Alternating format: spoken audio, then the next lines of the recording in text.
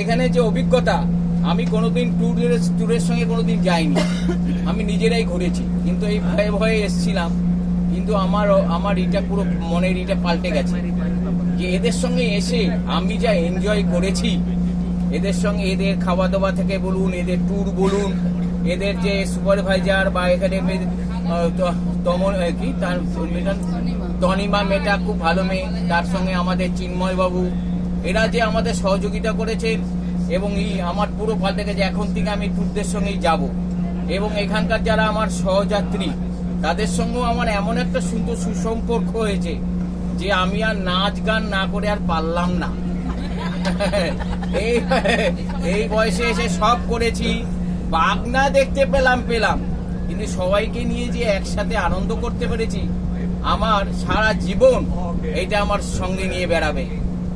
জানি না আগামী দিনে আবার এখানে আসতে পারবো কিনা।